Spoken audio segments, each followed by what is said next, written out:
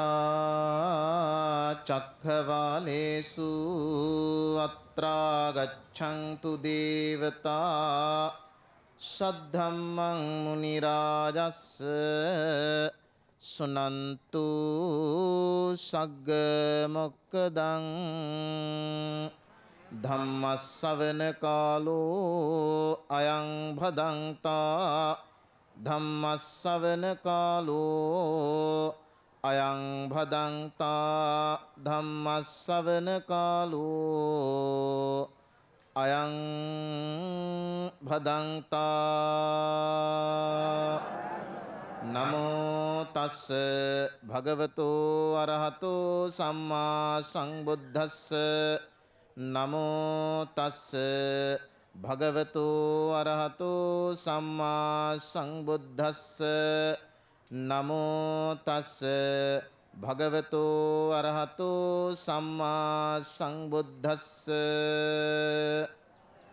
පරපටිබද්දා මේ ජීවිකාති පබ්බජිතේන අබින්හං පච්චවෙක්කිතබ්බන්ති.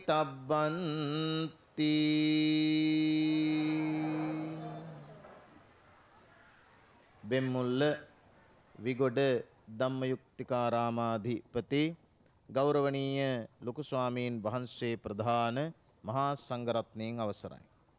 ධර්ම ශ්‍රවණාබිලාෂීව රැස්ව සිටින කාරුණික පින්වත්නි.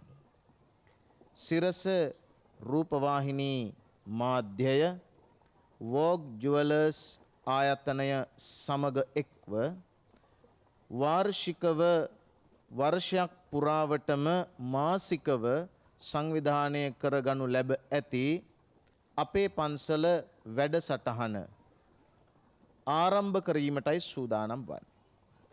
සෑම මාසයකම විශාල ධනව්‍යයකින් එක් විහාරස්ථානයක් ප්‍රතිසංස්කරණය කිරීම අරමුණු කරගෙනයි අපේ පන්සල වැඩසටහන සිරස රූපවාහිනී මාධ්‍යයෙන් ආරම්භ කරනු ලබන. වාසනාවක් එය මේ ගම්පහ දිස්ත්‍රික්කයේ විගොඩ ප්‍රදේශවාසී ඔබට ආරම්භක වැඩසටහන අද දවසෙහි මේ විහාරස්ථානයෙන් ආරම්භ කරන්නට ලැබීම. ඒ වගේම මහත් වූ පිනක් එම සිරස රූපවාහිනී මාධ්‍යයටත් එහි ප්‍රධානී සෑම දෙනාටත් වෝග් ජුවලර්ස් ආයතනයටත් හිමි වෙනවා. පින්වත්නි, පරපටිබද්දාමේ ජීවිකා තේ අබින්හං පච්චවෙක්කිතබ්බං යනුවෙන් දස ධම්ම සූත්‍රයේ මහා සංඝරත්නය උදෙසා මතක් කර ඇති කාරණා 10ක් තිබෙනවා. ඒ 10න් එකක් තමයි පරපටිබද්දාමේ ජීවිකා කියලා කියන්නේ. මේ මහා සංඝරත්නය උදෙසා දේශන ලද දේශනාවක් වී නමුත් ඒ ඔබ හා සමග සියලු දෙනාටම වැදගත් වන්නේ කෙසේදයි සාකච්ඡා කිරීම අවශ්‍යයි. පරපටිබද්ද යනු සියල්ලන් හා බැඳී පවතිනවාය කියලා කියන එකයි. මේ අපි හැම එක්කෙනෙක්ම හුදකලාව වෙන වෙනම ගත්තහම පෞද්ගලික ජීවිත රැසක් අපට තිබෙනවා. එහෙත් පොදු ජීවිතයකොත් අප සමග තිබෙනවා. පෞද්ගලික ජීවිතයත් පොදු ජීවිතයත් අතර තියෙන වෙනස ඉතා පැහැදිලිව මනවින් තේරුම් ගතහොත් පරපටිබද්ධ ජීවිතයක් යනු කුමක්දැයි තෝරා බේරා ගත හැකි වෙනවා.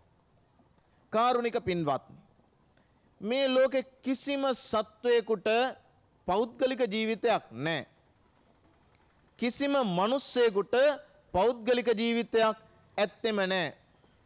ඇයි මං ඒ විදිහේ මහා බරපතල ප්‍රකාශයක් කරන්නේ? පෞද්ගලික ජීවිතයක් යන්නෙන් අදහස් කිරීමෙහි ලොකු අර්ථයක් තියෙනවා. නිකන් හිතලා බලන්න, ආදරණීය දරුවෙක්. මේ ආදරණීය දරුවා අයිති අම්මටද තාත්තටද දෙන්නටමද සියල්ලන්ටමද? ආදරණීය දරුවා, ඔබේ ආදරණීය චූටි දූ, ආදරණීය චූටි පුතා හැබෑවටම අයිති වන්නේ අම්මටද තාත්තටද දෙන්නටමද ඔක්කොටමද? තර්කානුකූලව බලන්න. අම්මාට විතරක් කියන්න බෑ. තාත්තාට විතරක් කියන්න බෑ. හැබැයි ඉන් එහා ගිය තවත් සවිඥානික භාවයක් සඳහා ඔබ රැගෙන යා යුතුව තිබෙනවාද දවසේ? අම්මාගේ කිරෙන් තමයි දරුවා පෝෂණය වන්නේ එක ඇත්ත. දරුවට කිරි දෙන්නේ අම්මා. අම්මට කිරි දෙන්නේ කවුද? දරුවට කිරි දෙන්නේ අම්මා. අම්මට කිරි දෙන්නේ කවුද? මේ ගහ කොළ සතා සීපාවා සහ සියලු දෙනා. තාත්තා දරුවාව පෝෂණය කරන බව ඇත්ත. වියදම් කරන්නේ තාත්තා බව ඇත්ත. තාත්තාට සල්ලි දෙන්නේ කවුද? මේ ගහ කොළ සතා සීපාවා සහ සකල විද ප්‍රජාව. එකේ සකල විද ප්‍රජාව නොවන්නේ නම් තාත්තාට මුදලුත් නෑ, අම්මාට කිරිත් නෑ, දරුවා පෝෂණය වන්නෙත් නෑ. එහෙම නම් කාරුණික පින්වත්නි, පුළුල් විශ්වව්‍යාපී මනසකින්, පැහැදිලි විවෘත මනසකින් බලන්ඩ ආදරණීය චූටිදු, ආදරණීය චූටි පුතා හැබෑවටම අයිති අම්මටද තාත්තටද දෙන්නටමද ඔක්කොටමද. මිනිහෙක් පෞද්ගලික ජීවිතයක් ගත නොකරන්නේය කියන ප්‍රකාශය සාධනය වන්නේ ඒ අනුව. ඒක නිසා මේ ඇඟක් ඇතුලේ දුවන හැම ලේ බිඳුවක්ම, ඇඟක් ඇතුලේ තියෙන හැම මාංශ පේශියක්ම, ස්නායුවක්ම, සෑම රෝම කූපයක් දක්වාම සියල්ලන් විසින් පෝෂණය කරනු ලබන හා සියල්ලන්ගේ දායකත්වය විසින් සංවර්ධනය කරනු ලබන තැනක මිසක් හුදකලා පෞද්ගලික කිසිදු අයිතියක් අපගේ ශරීරයේ අංශු මාත්‍රයකට නැහැ. කාරුණික පින්වත්නි, ඔබේ අවධානය පරපටිබද්ධාමේ ජීවිකා, මේක තථාගතයන් වහන්සේගේ සාමාන්‍ය ප්‍රකාශයක් පමණක් නොවේ. තථාගතයන් වහන්සේ විසින් මහා සංඝරුවන උදෙසා පමණක් දේශනා කරවන ලද්දක් ද නොවේ. මහා සංඝරත්නය උදෙසා විශේෂයෙන් අදාළ වන්නා වූ ප්‍රකාශයක් වුවත් එය දැක්මක් හැටියට, එය දර්ශනයක් හැටියට, එය තමන්ගේ ජීවන පැවැත්මක් හැටියට බලාපුවාම සියලු දෙනාටම අදාළයි. ඔබගේ අවධානය මේ කරුණ උදෙසා යොමු කරන්නට කැමති කාරුණික පින්වත්නි. එක් අයෙක් දවස් 3කට එක් හාල් කිලෝවක ආහාර ගන්නේ නම්, හාල් කිලෝවක බත් කණ්ඩ එක්කෙනෙකුට දවස් 3ක් යනවා නම්, තවත් විදිහකින් කියනවා නම් 3 දවසකින් එක් පුද්ගලයෙක් හාල් කිලෝවක බත් කනවා නම්, ඒ තැනැත්තා හෝ තැනැත්තිය මාසෙකට අඩුම ගානේ හාල් කිලෝ 10ක බත් කනවා. හාල් කිලෝ 10ක බත් මාසෙකට කන කෙනා අවුරුද්දකට හාල් කිලෝ 120ක බත් කනවා. අවුරුද්දකට හාල් කිලෝ 120ක බත් කන තැනැත්තා 50 අවුරුද්දක් බත් කෑවොත් හාල් කිලෝ 6000ක බත් කනවා. හාල් කිලෝ 6000ක බත් කනවා. ප්‍රශ්නේ ඒක නොවේ. එකී හාල් කිලෝ 6000න් ඔබ එක හාල් ඇටයක් වත් තමන් විසින්ම නිමා කරගත්තාද, නිෂ්පාදනය කරගත්තාද? කෙනෙකුට ඔව් කියන්න පුළුවන්. හැබැයි කිසිම කෙනෙකුට තමන්ටම තමන්ගේ ආහාර සියල්ල නිර්මාණය කරගන්න, නිෂ්පාදනය කරගන්න හැකියාව ලැබෙන්නේ නැහැ. අපේ බත් පතට, පිඟානට බත් ඇටයක් එන්න 100ක් දෙනා, 1000ක් දෙනා ඒකට බැඳෙන්න ඕන, දායකත්වය දක්වන්නටම ඕන. ඈත බැද්දේ ගොවි මහත්තුරු නොඉන්න ඒ වැඩේ කෙරෙන්නේ නැහැ. ඈත බැද්දේ ගොවි මහත්තුරු ඊට දායක වෙන්නට ඕන. ඒත් එක්කම ගෙවිලියෝ ගොවිලියෝ ඊට දායක වෙන්නට ඕන. ඒත් එක්කම කම්කරුවෝ යන්ත්‍ර සූත්‍ර නිෂ්පාදකයෝ ඒ වගේම කම්කරුවෝ මේ සියලු දෙනා දායක වෙන්නට ඕන. යන්ත්‍ර සූත්‍රවලට යොදන ඉන්ධනය පවා ඊට දායක වෙන්නට ඕන. දැක්කද අපේ පිඟානට බත් පතක් ලැබෙන්න 100ක් දෙනාගේ අත් ඊට යොමු වෙන්න ඕන විදිහ. කහට කෝප්පයක් බොනකොට කල්පනා කරලා බලන්න ඒ කහට කෝප්පයට කී දෙනෙක් දායක වෙන්න ඕනද කියලා. මේ මහ පොළව දායක වෙන්නට ඕන. ඒ මහ පොළවේ තේ පැලය රෝපණය කරන්න දායක වෙන්නට ඕන. ඒ පැලයේ දළු නෙලන්නා හෝ නෙලන්නිය දායක වෙන්නට ඕන. ඒ දල්ල වේලන්නා ඒ යන්ත්‍ර සූත්‍ර එහි පරිපාලනය එහි සේවක සේවිකාවන් සියලු දෙනා දායක වෙන්නට ඕන. වෙන්දේසි කරුවන් දායක වෙන්නට ඕන. පැකට් කරන්නන් දායක වෙන්නට ඕන. ගමේ පුංචි කඩේ මුදලාලි දක්වා 100ක් දෙනා 1000ක් දෙනා දායක වෙලා තමයි කහට උගුරක් අපට වැටෙන්නේ. දැක්කද පරපටිබද්ධ ජීවිතයක ස්වභාවය. හුදකලා ජීවිතයක් මිනිහෙකුට නොවන්නේ යන්නේ ඒක නිසා. අපි ජීවත් වෙන්නේ ගස් කොළ වලින්, අපි ජීවත් වෙන්නේ ජලයෙන්, අපි ජීවත් වෙන්නේ මහ පොළොවෙන්, අපි ජීවත් වෙන්නේ සියලු දෙනාගේ දායකත්වයෙන්. අපි දැනුවත් වෙන්නේ ලංකාවෙම ලෝකෙම දෙනාගේ දායකත්වයෙන්. ඇයි මේ තරම් පරපටිබද්ධ ජීවිතය ගැන අද දවසේ කතා කරන්නේ පින්වත්නි? පරපටිබද්ධ ජීවිතය පිළිබඳ හැබෑ අවබෝධයක්, සැබෑ සවිඥානික භාවයක් යමෙකුට තියෙන්නේ නම් ඒ තැනැත්තාට හිතන්න බෑ මම පෞද්ගලික පුද්ගලයෙක් කියලා, මම තනි පුද්ගලයෙක් කියලා. එහෙම හිතන තැනැත්තාට බෑ අපේ පාඩුවේ කාටත් කරදරයක් නැතුව ජීවත් වෙච්චාම හොඳටම ප්‍රමාණවත් කියා. ඇයි අපේ පාඩුවේ මිනිහෙකුට ජීවත් වෙන්න බෑ? කාලා බීලා ඇඳලා පැළඳලා රටේම තියෙන වස්තුව පාවිච්චි කරලා රටෙන් උපදිනා ධනය භාවිත කරලා රටේ නිෂ්පාදනයන් ආහාරයට අරගෙන මිනිහෙකුට හැකියාවක් තියනවද රටට යමක් නොදී, සමාජයට යමක් නොදී හුදකලා පැවැත්මකට ඉන්න?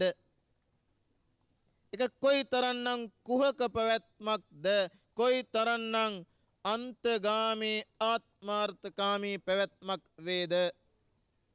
තථාගත ලෝක ස්වාමී සම්මා සම්බුදුරජාණන් වහන්සේ පරපටබද්ධ ජීවිතයක් යන්නෙන් අදහස් කරන්නේ කිසිම මිනිහෙකුට පෞද්ගලික පැවැත්මක් නෑය කියන මේ කාරණය අවධාරණය කිරීම උදෙසා. පෞද්ගලික පැවැත්මක් නෑ. අපි බොන කිරි බින්දුවකට 100ක් දෙනා දායක වෙනවා. මිනිසුන් විතරක් නොවේ, සතා සීපාවා පවා. එහෙමනම් ආදරණීය පුංචි දරුවගේ කුස පුරවන කිරි බින්දුවට 1000ක් දෙනා පෝෂණය දෙනවා. තන කොළ ගහක් පවා ඊට පෝෂණය ලැබෙනවා, ඊට දායක වෙනවා. ඒ මේ රටෙන් තමයි අපේ ඇඟ හැදෙන්නේ. ඒ මේ ලෝකෙන් තමයි අපේ මේ ඇඟ හැදෙන්නේ. වර්ග කරලා චක්‍රයක් හැටියට ලියලා පරීක්ෂණයට ලක් කරලා බලන්නකෝ මේ ඇඟ මෙතැනට ගේන්න හැබෑවටම කී දෙනෙක් දායක වුණාද කියලා. කුහක ධනවාදියෙකුට ඕනෑම නම් තර්ක කළ හැකියි මේ මා මිලදී ගත් දේය කියා. ඒත් මිලදී ගන්න බඩු තියෙන්න ඕන. සල්ලි තිබුණට ආහාර ගන්න බෑ, ආහාර නොමැති නම්. ආන් ඒක නිසා මේ සියලු දෙනාම සියලු දෙනා මතයි රඳන්නේ. සියලු දෙනාගේම උදව් වෙනුයි රැකෙන්නේ. සියලු දෙනා විසින්මයි පෝෂණය කරනු ලබන්නේ. ඒක නිසා හැමෝම පරපෝෂිතයන් හැටියටයි ජීවත් වෙන්නේ. පරපෝෂිත අපට අනේකා විසින් පෝෂණය කරනු ලබන අපට ශුද්ධ හැකියාවක් හෝ ශුද්ධ අයිතියක් තියෙනවද? කිසිම දෙයක් රටට නොකර ජීවත් වෙන්න එහෙම අයිතියක් නැහැ. රටෙන් කාලා රටට නොදී ඉන්න අපට කිසිම අයිතියක් නැහැ. අපට කිසිම හැකියාවක් නැහැ. කාරුණික පින්වත්නි, ඔබගේ ආදරණීය දුවා දරුවන් සමග දිවිගෙවනා පෞද්ගලික දිවි ඇත්තන් පමණක් විය හැකි. ඒත් දවසේ එක පැයක්, මාසකට එක දිනක්, වසරකට සතියක් ඔබට රට වෙනුවෙන් හා අනේකා වෙනුවෙන් මෙරමා වෙනුවෙන් කැපකිරීමට හැකියාවක් නැයි කියන තැනට එන්නට එපා. රම්‍ය සුරම්‍ය සුබ පෞද්ගලික මාලිගා 3 අතහල ශාස්ත්‍රූවරයන් වහන්සේගේ ශ්‍රාවකයන් වන අපි සිංහාසනයද කිරීටයද පෞද්ගලික සැප සම්පත්ද අතහල ශාස්ත්‍රූන් වහන්සේගේ ශ්‍රාවකයන් හා අනුගාමිකයන් වන අපි තම ආදරණීය දරු පවුලද තමන්ගේම රැකියාවද පමණක් කරමින් දිවි ගෙවන්නවුන් වන අතර වාරයේදී රට වෙනුවෙන් යමක්, අනේකා වෙනුවෙන් යමක්, පොදු මහ සමාජය වෙනුවෙන් යමක් කිරීම අවශ්‍යයි, අත්‍යවශ්‍යයි. කාරුණික පින්වත්නි, පරපටිබද්ධ ජීවිතයක් ඔබට දිනපතාම කළ යුතු, ඔබට දිනපතාම කළ හැකි පුංචි ප්‍රත්‍යවේක්ෂණයක් මා ඔබට කියන්නම්. තථාගත බුදුරජාණන් වහන්සේ මහා සංඝරුවන හැටියට අපට වදාලා ප්‍රත්‍යවේක්ෂා කරන්න. ආහාර ගැනීමේදී, දානය ගැනීමේදී ප්‍රත්‍යවේක්ෂාවක් හඳුන්වා දී තිබෙනවා. මේ ඇඳ පුටු මේස භාවිත කිරීමේදී ප්‍රත්‍යවේක්ෂාවක් හඳුන්වා දී තිබෙනවා. ඒ වගේම බෙහෙත් හේත් ගැනීමේදී ප්‍රත්‍යවේක්ෂාවක් හඳුන්වා තිබෙනවා. මේ සිවුරු පිරිකර භාවිතයේදී ප්‍රත්‍යවේක්ෂාවක් හඳුන්වා දී තිබෙනවා. කොටින්ම කියනවා නම් සිව්පස භාවිතයේදී ප්‍රත්‍යවේක්ෂාවක් හඳුන්වා දී තිබෙනවා. සිව්පසේ යන්නෙන් අදහස් කරන්නේ ආහාර පාන, ඇඳුම් පැළඳුම්, ගේ දොර යාන වාහන සහ ඉඳුම් හිටුම්, බෙහෙත් හේත් යන්නයි. ඒවා ඔබත් එලෙසම භාවිත කරනවා. ඒ භාවිත කිරීම කරද්දී ඒ භාවිත කරන්නා වූ වස්තුවට කෘතඥතා පූර්වක වෙන්නටයි තථාගතයන් වහන්සේගේ මේ ප්‍රත්‍යවේක්ෂණ සිද්ධාන්තය අපට හඳුන්වා දී වදාළේ. ප්‍රත්‍යවේක්ෂණ සිද්ධාන්තය යන්නෙන් අදහස් කරන්නේ ආහාර අරගෙන අතට කල්පනා කරන්ට කියලා බුදුහාමුදුරුවෝ දේශනා කළා. මේ ආහාර වේල මා සඳහා නිමවෙන්නේ බොහෝ දෙනාගේ දායකත්වයෙන්. ඒක නිසා මේ ආහාරය නමණ්ඩනාය න විභූෂණාය, මේක හුදෙක් අලංකරණය හා මේක හුදෙක් මගේම ස්ව පහසුව සඳහා පමණක් නොවේ කියලා කල්පනා කරන්ට. යාපනාය, හුදෙක් පැවැත්ම සඳහා පමණක් මේ ආහාරය මට ලැබෙනවාය කියන එක කියන්ට සියලු දෙනාම විසින් දායකත්වය දක්වලා මේ පෝෂණය මට ලබා දුන්නාය කියලා කියන්ට මේකෙන් කියවෙන කාරණාව ඒකයි. ආහාර වේලක් අතට අරගෙන ඔබ කල්පනා කරලා බලන්න කාරුණික පින්වත්නි, කී දෙනෙක් මේට දායක වුණාද? කී දෙනෙකුගේ දාඩිය කී දෙනෙකුගේ ලේ, කී දෙනෙකුගේ කඳුළු, කී දෙනෙකුගේ වෙහෙස, කී දෙනෙකුගේ මහන්සිය එක්කව වුණාද මේ ආහාර වේල මට දෙන්න. ඒ ආහාර වේල අරගෙන පැය 4ක් 5ක් ජීවත් වෙන්න මට පුළුවන්කම තියෙනවා. ඒ පුළුවන්කම තියෙන්නේ ඒ මා පැය 4ක් 5ක් ජීවත් කරවන්නේ පොදු මහා සමාජය විසින් ය කියන තැනකට මිනිස්සු දියුණු වෙන්න ඕනෑ පින්වත්නි හිතන්න. ආන් එහෙම හිතපුවාමයි පරපටිබද්ධ ජීවිතයක් ය කියන එක ඇඟෙන්නේ. නිකන් හිතන්නකෝ ගස්වැල් කොච්චර දායකත්වයක් ඔබ වෙනුවෙන් මා වෙනුවෙන් දෙනවද කියා. ආකාශයෙන් වැටෙන වතුර බින්දුවක් ඔබ වෙනුවෙන් මා වෙනුවෙන් මොන කැපකිරීමක් කරනවද කියා. මේ කැලේට හැදෙන සත්තු කී දෙනෙක් ඔබ වෙනුවෙන් මං වෙනුවෙන් ඔවුන්ගේ ජීවිතය අප වෙනුවෙන් කරනවද කියා කැපකිරීම. හරකාගේ ඉඳලා එළදෙනගේ ඉඳලා කුරවී කෙවිල්ලන් සමනලයින් දක්වා සියලු දෙනා අපව පෝෂණය කරනු සඳහා දායක වෙන අයුරු ගැන කල්පනා කරන්නකෝ.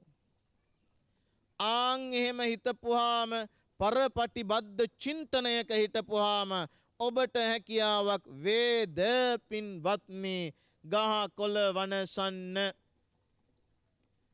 මේ සියලු දියකඳ මා වෙනුවෙනි අප වෙනුවෙනි අපගේ යහපත වෙනුවෙනි කියන පරපටිබද්ධ චින්තනයකට ආවහම පින්වත්නි ඔබට මට හැකියාවක් ලැබෙයිද ඒ පාරිසරික සම්පත ජලය දූෂණය කරන්න.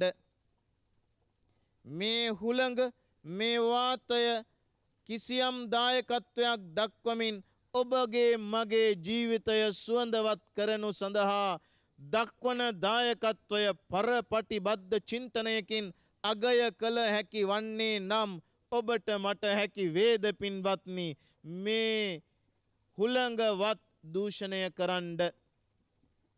ඒක නිසා ප්‍රාණී වූද නිෂ්ප්‍රාණී වූද ජීවී වූද අජීවී වූද සකල විද භෞතික සම්පත් හා ජීව සම්පත් සියල්ලම ඔබ වෙනුවෙන් අප වෙනුවෙන් අප සියලු දෙනාත් අප හැම වෙනුවෙන්. ඒකයි ජාලබද්ධ පරපටිබද්ධ ජීවිතයක න්‍යායය. එහෙම හිතපුවාම මිනිහෙක් පොදු මිනිහෙක් වෙනවා. ඒ මනුස්සයට පෞද්ගලික ජීවිතයට යහා ගිය ජීවිතයක් නිර්මාණය වෙනවා.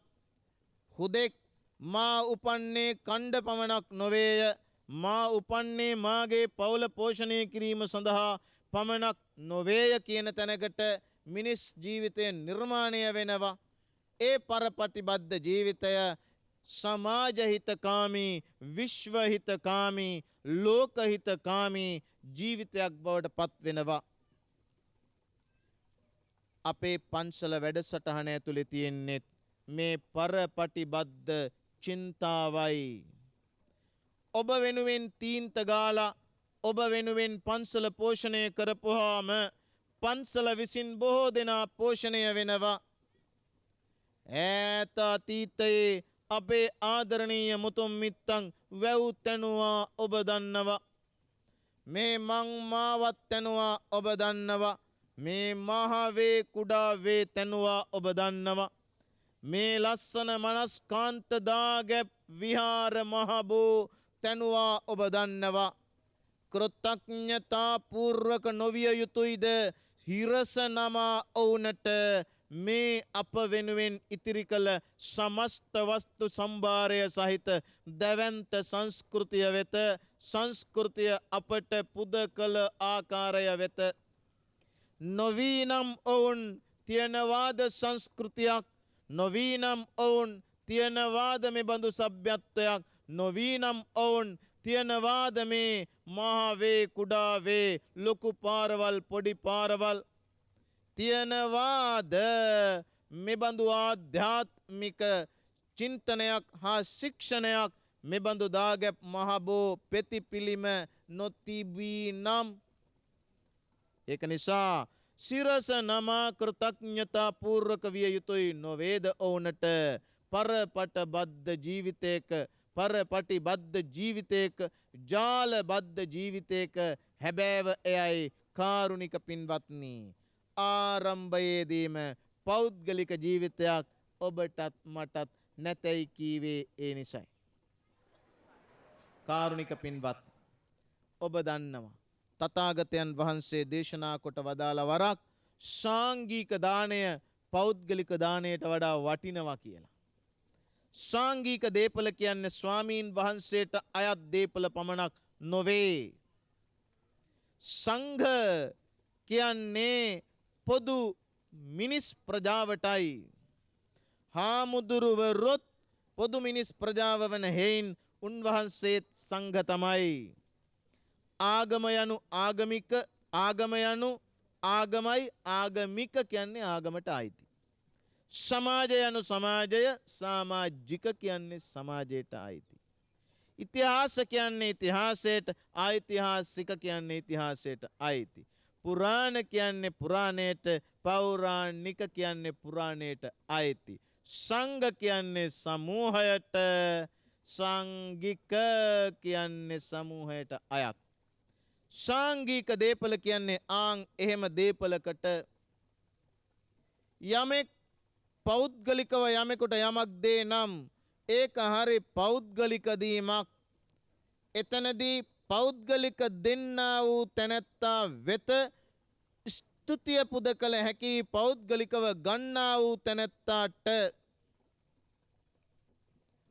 ඔබ විසින් මට යමක් දෙන්නේ නම් පෞද්ගලිකව ඔබ වෙත ස්තුතිය පුද කළ හැකි මට.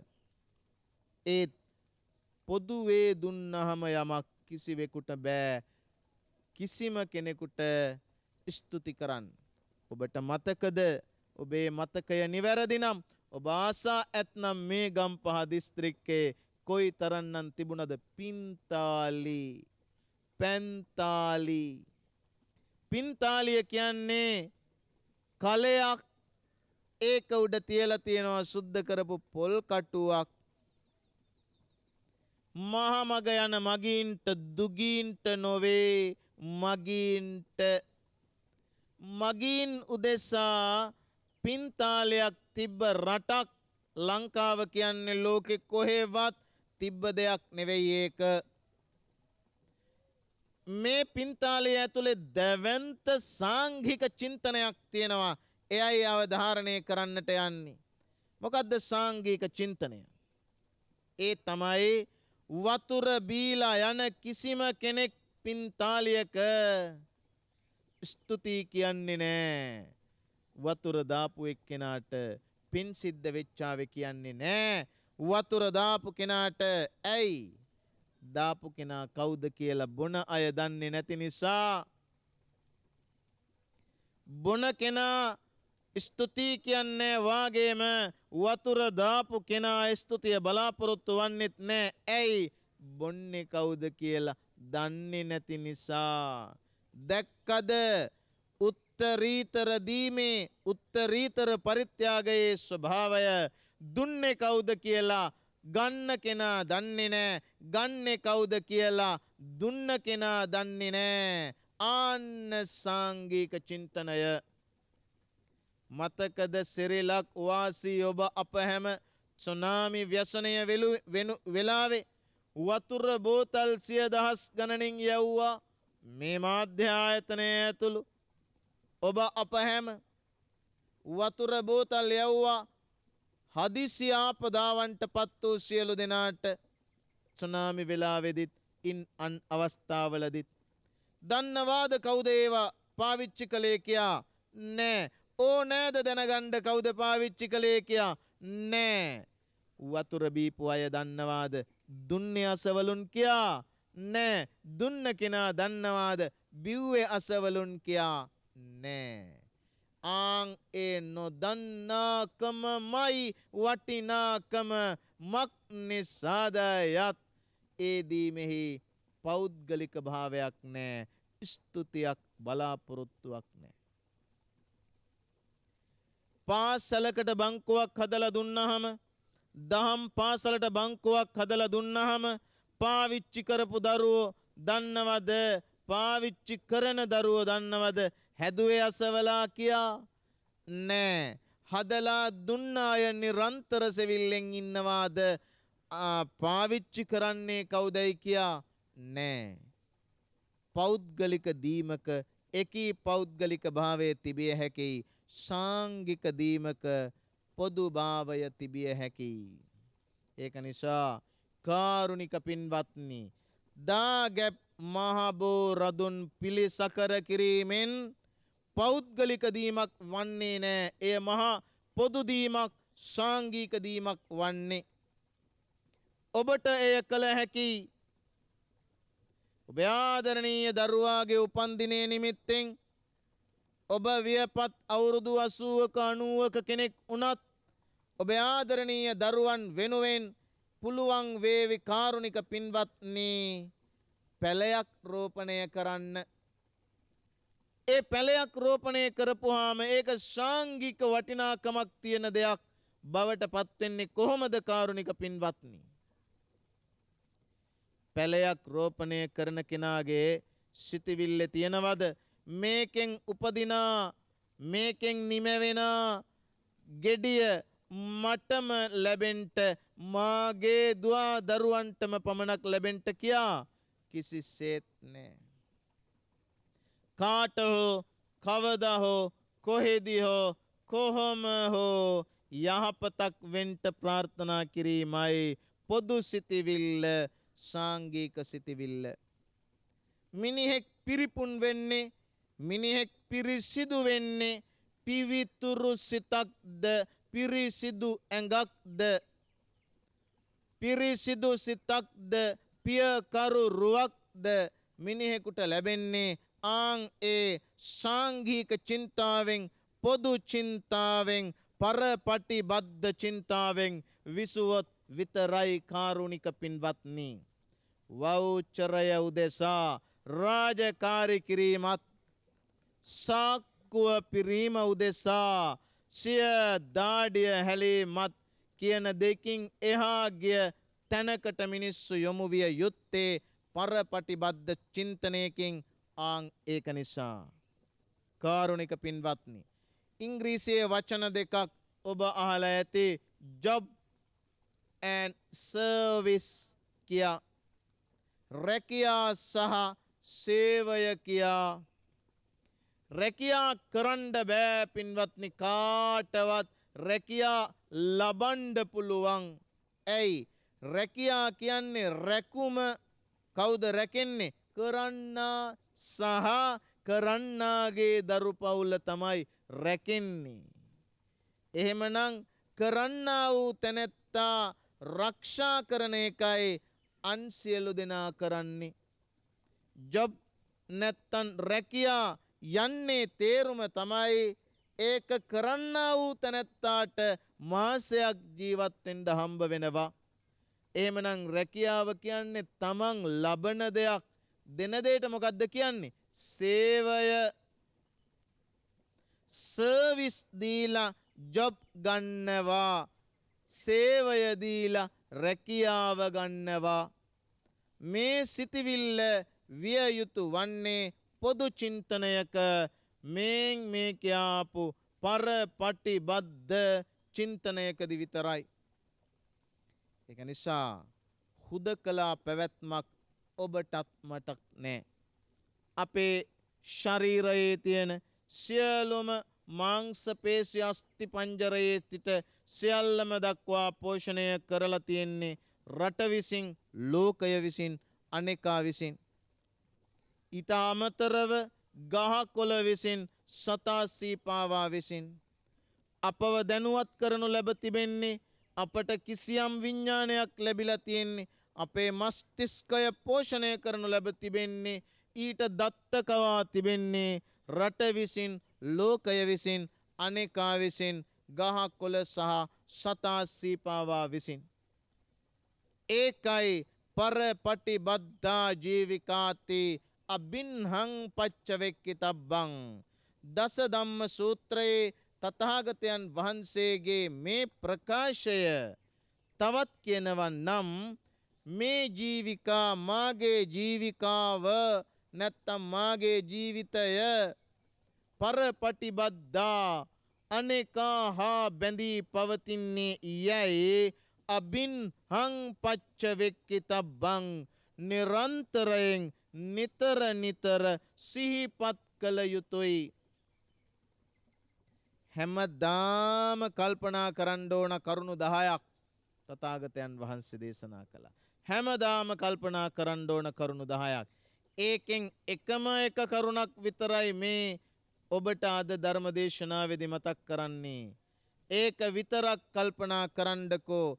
සිය පවුල හැන්දෑවට එකතු වෙලා අපව ජීවත් කරවන්න මොන වෑයමක් රට ගන්න ඇද්ද කියලා.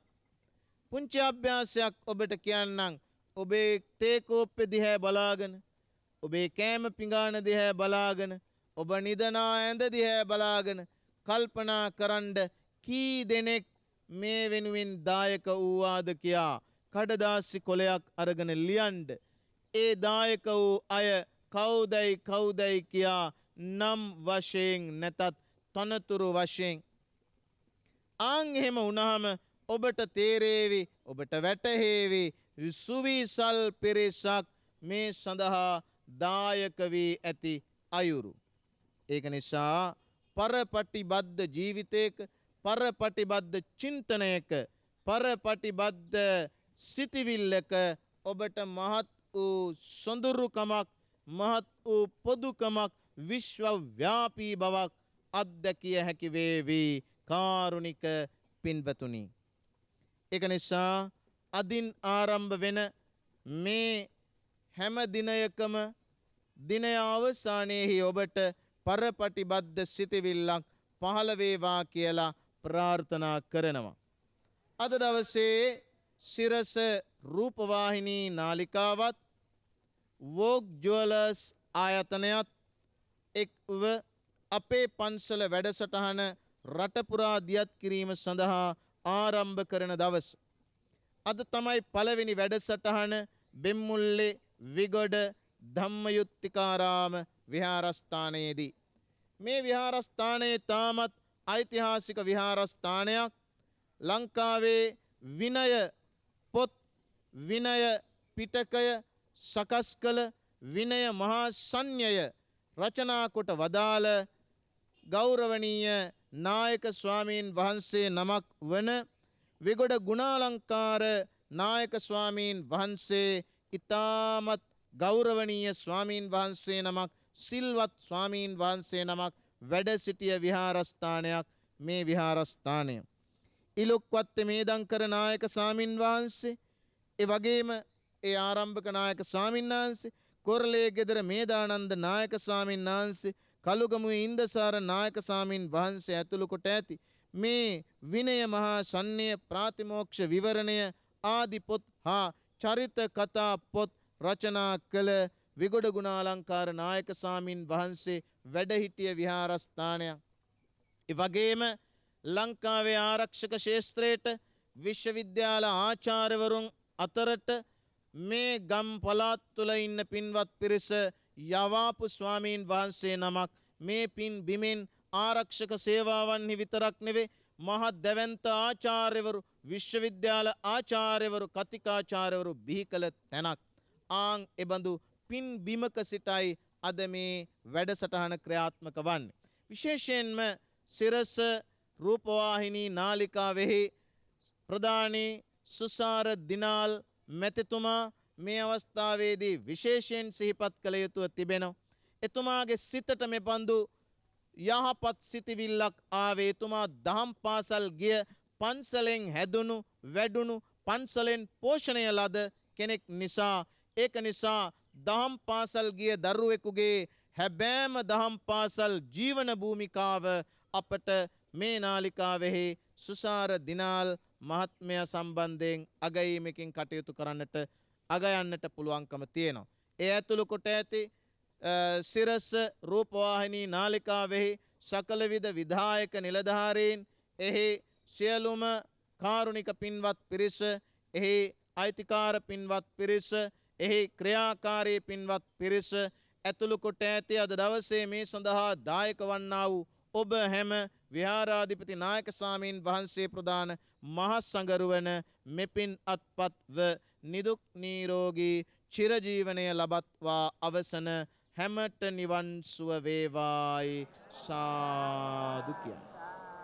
ආකාශට්ඨා ච භුම්මට්ඨා දේවානාගා මහිද්దికා පුඤ්ඤන්තං අනුමෝදිත්වා චිරං රක්ඛන්තු ශාසනං චිරං රක්ඛන්තු දේශනං චිරං රක්ඛන්තු මං පරන්ති. තෙරුවන් සරණයි සෑම දිනාටම.